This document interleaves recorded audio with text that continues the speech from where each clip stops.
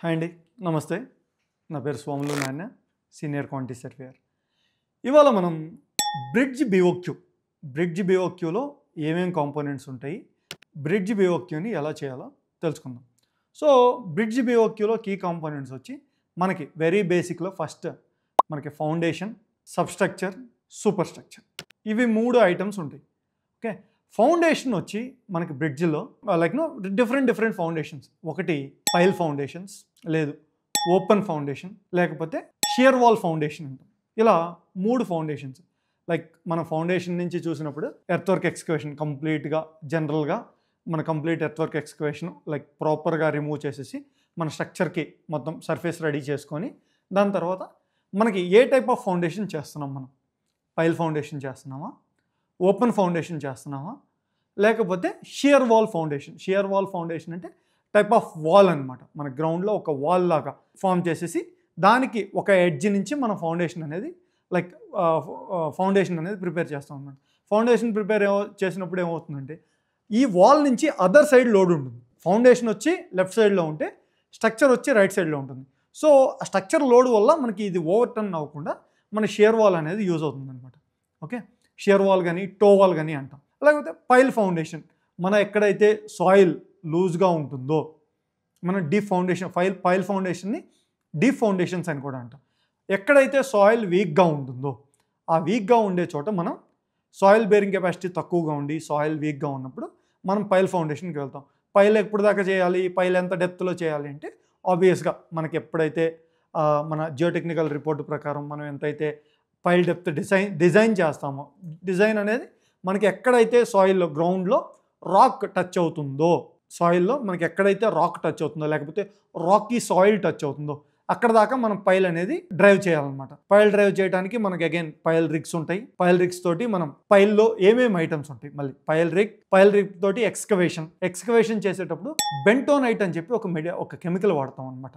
వాటర్లో కలిపి బెంటోనైట్ని మనం సాయిల్లో ఇంజెక్ట్ చేసినప్పుడు ఏమవుతుందంటే ఈ పైల్ డ్రైవ్ చేసేటప్పుడు సైడ్ నుంచి సాయిల్ పడిపోకుండా లోపల ఆ బెంటోనైట్ ఏంటంటే ఆ సాయిల్ని స్ట్రెంథన్ చేస్తూ ఉంటుంది, చుట్టుపక్కల ఉండే సాయిల్ని అంతా స్ట్రెంథన్ చేస్తూ ఉంటుంది.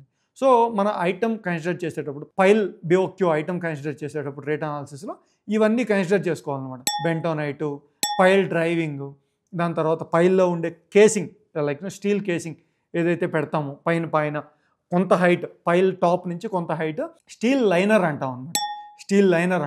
Steel liner then steel reinforcement cage, మనం ఏదైతే లోపల దాకా రెయిన్ఫోర్స్మెంట్ పెడతామో, అండ్ కాంక్రీట్ రిమూవ్ చేయటము, దెన్ పైల్ క్యాప్ రిమూవ్ చేయటం. ఏదైతే మన స్లష్ కాంక్రీట్ కింద నుంచి వచ్చినప్పుడు పైన అంతా స్లష్ తోటి నిండిన కాంక్రీట్ ఫామ్ అవుతుంది అనమాట పైల్ క్యాప్లో. ఆ పైల్ క్యాప్ను కొట్టేసి మనం తీసేయాలి. సో అవి ఆ పైల్ క్యాప్ని డిస్మాండిల్ చేయటము, అవి డిస్పోజ్ చేయటము, ఇవన్నీ చూసుకుంటూ దెన్ పైల్ తర్వాత పైల్ క్యాప్ అంటాం అనమాట. కంప్లీట్గా పైల్ ఫౌండేషన్ అంటాం, ఫౌండేషన్ చేస్తాం, పైల్ క్యాప్ అంటాం. ఆ పైల్ క్యాప్ ఇవి మనకి పైల్లో వచ్చేసరికి ఓపెన్ ఫౌండేషన్లో మనకి రిక్వైర్డ్ డెప్త్ దాకా ఓపెన్ ఎక్స్కవేషన్ చేస్తాం. ఓపెన్ ఫౌండేషన్ అంటే ఏం లేదు, జనరల్ బేస్ ల్యాబ్ ఉంటుంది, ఇంకేం ఉండదు. మీరు ఒక కల్వర్ట్ చూసినా, ఒక అండర్ పాస్ చూసినా జనరల్ బేస్ ల్యాబ్ అనేది ఉంటుంది అనమాట. ఆ బేస్ ల్యాబ్ నుంచి మనం కన్స్ట్రక్షన్ చేసేస్తాం. బేస్ ల్యాబ్కి ఒక ఎడ్జ్లో షియర్ కీ అని చెప్పి అడిషనల్ సపోర్టింగ్ మెంబర్ ప్రొవైడ్ చేస్తాం.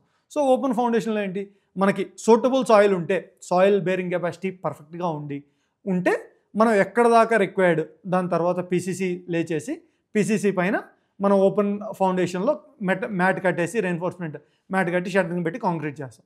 ఫౌండేషన్స్లోకి వచ్చేసరికి మనకి ఇవి 3 ఉంటాయి అనమాట. Open foundation, pile foundation and shear wall foundation. Then దాని తర్వాత సబ్స్ట్రక్చర్ అంటే ఏంటి అంటే అదే పైల్ ఫౌండేషన్లో సబ్స్ట్రక్చర్ వచ్చేసరికి పియర్ అంటాం. Pier plus pier cap. మనం బ్రిడ్జెస్లో మీరు ఏదైతే చూసారో మనకి రోడ్డు మీద మనకు కనిపించే సర్క్యులర్ షేప్ కానీ, రెక్టాంగిల్ షేప్ కానీ, లేకపోతే స్క్వేర్ షేప్ కానీ, లేకపోతే ఎలిప్స్ షేప్ కానీ, ఇలా డిఫరెంట్ షేప్స్లో రోడ్డు పైన ఫౌండేషన్ పైన దాన్ని మనం పియర్ అంటాం. ఓకే, ఆ పియర్ని మనం పియర్ కన్స్ట్రక్షన్ చేస్తాం అనమాట. పియర్ సబ్స్ట్రక్చర్ కాంక్రీట్ అనమాట. పియర్ దానికి షట్టరింగ్, దానికి సబ్స్ట్రక్చర్ కాంక్రీట్. అలాగే ఎడ్జ్ల్లో ఉంటే, ఓకే, ఒక స్ట్రక్చర్లో ఈ ఎడ్జి ఉన్నదాన్ని మనం అబడ్మెంట్ అంటాం.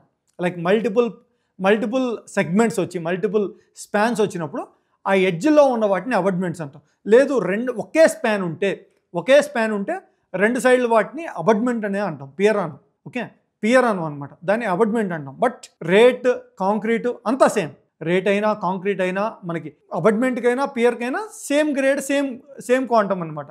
కాకపోతే జస్ట్ టెర్మినాలజీ మారుతుంది. ఎడ్జ్లో ఉంటే అబట్మెంట్, సెంటర్లో ఉంటే పియర్ అంటాం అనమాట. ఆ పియర్ దాని తర్వాత పియర్ పైన మనం పెడస్టల్స్ చేయడానికి బేరింగ్స్ పెట్టడానికి మనం పెట్టే దాన్ని పియర్ క్యాప్ అంటాం. పియర్ క్యాప్ వచ్చి కొంచెం వైడన్గా ఉంటుంది. దానిపైన ఎందుకంటే మనకు గడ్డర్స్ ప్లేస్ అవుతాయి. మనకి లోడ్ ఎక్కడి నుంచి వస్తుంది? లోడ్ స్లాబ్ నుంచి గడ్డర్స్ నుంచి బేరింగ్ నుంచి పెడస్టల్ నుంచి పియర్ క్యాప్ నుంచి పియర్ టు ఫౌండేషన్ నుంచి పైల్ నుంచి సాయిల్.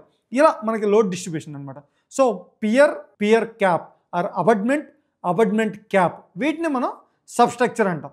అబట్మెంట్ క్యాప్ పైన ఆర్ పియర్ క్యాప్ పైన ఉండేదంతా మనం సూపర్ స్ట్రక్చర్ అంటాం అనమాట.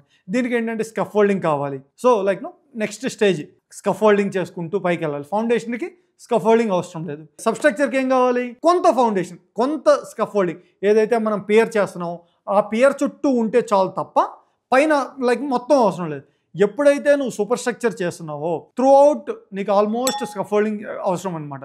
ఎప్పుడైతే స్లాబ్ చేయాలి అన్నా, గడ్డర్ ప్లేస్ చేయాలి అన్నా, మనం స్కఫోల్డింగ్ చేసుకొని గడ్డర్ లాంచ్ చేసుకోవాలి. స్కఫోల్డింగ్ చేసేటప్పుడు ఫస్ట్ సూపర్ స్ట్రక్చర్లో మనకు వచ్చేవి పెడస్టల్స్ అంటాం. పెడస్టల్స్ పైన బేరింగ్, ఏదైతే మనకి లోడ్ క్యారీ చేస్తాయో బేరింగ్స్, వాటిని మనం ప్లేస్ చేస్తాం అనమాట పెడస్టల్స్ పైన. ఓకే, మనకి బేరింగ్స్ ఇవన్నీ మిస్లేనియస్ ఐటమ్స్ వస్తాయి కాబట్టి సపరేట్గా మనం మాట్లాడుకుందాం వాటి గురించి. సో మనకు వచ్చేది అబట్మెంట్ క్యాప్ పైన పెడస్టల్స్ తర్వాత మనకి ఇమ్మీడియట్గా అబట్మెంట్ మీద వచ్చేది డర్ట్ వాల్ అంటాం. డర్ట్ వాల్ ఏంటి అంటే the other side soil load ఏదైతే ఉందో, సాయిల్ లోడ్ డైరెక్ట్గా మన బ్రిడ్జ్ మీద పడకుండా, సో ఎనీహౌ మనకి ఆరి వాల్ అయినా రిటైనింగ్ వాల్ అయినా మనకి మధ్యలో గ్యాప్ వస్తుంది అనమాట. లేదు ఇన్ కేస్ అదే రిటైనింగ్ వాల్ వేరు, రిటర్న్ వాల్ అంటే ఏంటి అంటే మన అబట్మెంట్ తోటి కలిపి యూ షేప్లో కన్స్ట్రక్షన్ చేస్తాం. ఓకే, దాంతోనే డర్ట్ వాల్ క్యారీ అవుతుంది. ఇదేంటి అంటే వెనక నుంచి వచ్చే సాయిల్ ప్రెషర్ మన డైరెక్ట్గా బ్రిడ్జ్ మీదకి బ్రిడ్జ్ మీద లోడ్ అవ్వకుండా మనం చేస్తాం అన్నమాట. అలా కాదు, మనం ఆరి వాల్ కన్స్ట్రక్షన్ చేసినప్పుడు ఏంటి అంటే ఆరి వాల్కి డర్ట్ వాల్కి కొంత స్పేస్ ప్రొవైడ్ చేస్తాం అన్నమాట. ఈ స్పేస్లో మనం అప్రోచ్ స్లాబ్ అనేది లే చేస్తాం అనమాట. డర్ట్ వాల్ పై నుంచి ఆరి వాల్ దాకా మనం దాన్ని అప్రోచ్ స్లాబ్ అంటాం. అప్రోచ్ స్లాబ్ ఇంకొక పర్పస్ కూడా యూజ్ అవుతుంది. మనం సాయిల్ వేసినా సరే సాయిల్ పై నుంచి కూడా అప్రోచ్ స్లాబ్ చేసిన తర్వాతే మన బ్రిడ్జ్ మీదకి ఎంటర్ అవుతాం అనమాట. ఓకే, మన అప్రోచ్ స్లాబ్ అనేది బ్రిడ్జ్ లెవెల్కి ఎగ్జాక్ట్గా మ్యాచ్ అవుతుంది. ఎందుకు అంటే ఇక్కడ సాయిల్ అప్రోచ్ స్లాబ్ కింద ఉండే సాయిల్ అంటే ఎగ్జాక్ట్గా మన బ్రిడ్జ్ అప్రోచ్ ఏదైతే ఉంటుందో, బ్రిడ్జ్ అప్రోచ్లో సాయిల్ మనం వేసినప్పుడు ఈ సాయిల్ ప్రాపర్గా కాంపాక్షన్ అవ్వకపోయినా, లేకపోతే కింద ఏదైనా వాటర్ పర్కులేట్ అయ్యి షింక్ అయినా, కింద సాయిల్ వాష్ అవుట్ అయిపోయి షింక్ అయినా మనకేమవుతుందంటే ఈ గ్యాప్ అనేది ఫామ్ అవుతూ ఉంటుంది. మనం ఎప్పుడైనా విలేజ్ రోడ్స్లో ట్రావెల్ చేసినప్పుడు కల్వర్ట్స్ ఉంటాయి. మీరు ఎప్పుడైనా అందరూ మీరు అబ్జర్వ్ చేయండి, కల్వర్ట్స్ ఉంటాయి అన్నమాట. కల్వర్ట్స్ ఎడ్జ్లో కల్వర్ట్ ఎంటర్ అయ్యేటప్పుడు ఇక్కడ కల్వర్ట్ ఉంటే ఇలా కల్వర్ట్ ఎంటర్ అయ్యేటప్పుడు మనం కొత్తలో వేసినప్పుడు ప్రాపర్గా ఉంటుంది రోడ్డు ఈజీగా వెళ్ళటానికి. ఎప్పుడైతే నెక్స్ట్ ఇలా కల్వర్ట్ ఉందనుకోండి, మనకు ప్రాపర్గా ఈ హైట్కి మనం లే చేసినప్పుడు చేస్తాం. కొన్ని రోజులు పోయిన తర్వాత ఈ హైట్ ఏదైతే ఈ రోడ్ హైట్ ఉందో కిందకు వచ్చేస్తుంది. కొంచెం అవ్వచ్చు, ఎక్కువ అవ్వచ్చు. సో మనకేంటి ఇక్కడ వెహికల్ అనేది బ్రేక్ చేయాల్సిన అవసరం వస్తుంది. బ్రేక్ చేసి మళ్ళీ స్లోగా దాన్ని అప్రోచ్ అయ్యి వెళ్ళాల్సి ఉంటుంది. అది ఎందుకు అంటే కింద ఉండే సాయిల్ ఫెయిల్యూర్ అవటం వల్ల షింక్ అయిపోతుంది అనమాట. మన రోడ్ షింక్ అవుతుంది. సో ఎప్పుడైతే మనం అప్రోచ్ స్లాబ్ ఈ లెవెల్లో అప్రోచ్ స్లాబ్ పెట్టి ఈ హైట్కి అప్రోచ్ స్లాబ్ ఎప్పుడైతే చేస్తామో దాని మీద నుంచి మనకి రోడ్డు వెళ్తుంది అనమాట. సో అప్రోచ్ స్లాబ్ కింద సాయిల్ ఫెయిల్ అయినా అప్రోచ్ స్లాబ్ రిజిడ్గా ఉండటం వల్ల మనకి ఆ గ్యాప్ అనేది ఫామ్ అవుతుంది అనమాట. అండ్ ఈ లోడ్ కూడా అప్రోచ్ స్లాబ్ లోడ్ తీసుకొని ఈక్వల్గా డిస్ట్రిబ్యూట్ చేస్తుంది లోడ్. అలా కాకుండా మనం అప్రోచ్ స్లాబ్ లేదనుకోండి, పాయింట్ లోడ్, మన వెహికల్ 2 టైర్లు పాయింట్ లోడ్గా అప్లై అవుతాయి. సో ఆ పాయింట్ లోడ్గా అప్లై అయినప్పుడు ఈ షింక్ అయ్యేదానికి ఛాన్స్ ఉంటుంది. అలా కాకుండా మనం అప్రోచ్ స్లాబ్ పెడితే అప్రోచ్ స్లాబ్కి ఈవెన్గా డిస్ట్రిబ్యూట్ అవ్వడం వల్ల మనకి వెహికల్ ఈజీగా ఉంటుంది. అలాగే షింక్ అయ్యేదానికి చాలా తక్కువ ఛాన్సెస్ ఉంటాయి. వెరీ రేర్ కేసెస్లో మాత్రమే మనకి వెహికల్ అనేది అప్రోచ్ స్లాబ్ అనేది షింక్ అయ్యేదానికి ఛాన్స్ ఉంటుంది. ఇవి కాకుండా సూపర్ స్ట్రక్చర్లో మనకు వచ్చేది గడ్డర్స్లో కూడా డిఫరెంట్ గడ్డర్స్ ఉంటాయి అన్నమాట. ఆర్సీసీ గడ్డర్స్ అంటారు. ఆర్సీసీ గడ్డర్స్ వచ్చి అరౌండ్ 20-25 మీటర్స్ క్రాస్ చేసిన తర్వాత స్పాన్ లెంత్ 20-25 మీటర్స్ క్రాస్ చేసిన తర్వాత మనం ఆర్సీసీ గడ్డర్స్ వాడలేం. ఓకే, అక్కడ తర్వాత ఏంటంటే మనం పిఎస్సి గడ్డర్స్ అంటాం, pre stressed concrete girders. RCC girders ఉంటాయి, ప్రీ స్ట్రెస్డ్ కాంక్రీట్ గడ్డర్స్ ఉంటాయి. అలా కాకుండా మనకి ఎక్కువ స్పాన్ ఎక్కువ ఉందనుకోండి, 50 మీటర్స్, మోర్ దెన్ 50 మీటర్స్ ఉన్నప్పుడు మనం ఏం చేస్తాం, ఐ గడ్డర్స్ కూడా పనికిరావు, పిఎస్సి గడ్డర్స్ కూడా పనికిరావు అనమాట. పిఎస్సి గడ్డర్స్ని ఐ గడ్డర్స్ అని కూడా అంటాం. ఎందుకంటే వాటి క్రాస్ సెక్షనల్ షేప్ ఐ షేప్లో ఉంటుంది కాబట్టి ఐ గడ్డర్స్ అంటాం అనమాట. అవి కాకపోతే next box girder post tensioning. Like మనకి మీరు Hyderabad metro any metro stations చూస్తే మెట్రో అన్నీ కూడా మనకి పోస్ట్ టెన్షన్ బాక్స్ గడ్డర్స్ అంటారు అనమాట. వాటిని ఒక సెగ్మెంట్స్ అన్ని బయట క్యాష్ చేసుకొని తీసుకొచ్చి లోపల కేబుల్స్ పాస్ అవుతూ ఉంటాయి అనమాట. Like post tension cables pass అవుతూ ఉంటాయి. దాని నుంచి మనం లైక్ ఒక సెగ్మెంట్ని అటాచ్ చేసుకొని కొంచెం లాంగ్ డిస్టెన్స్ కూడా చేయొచ్చు.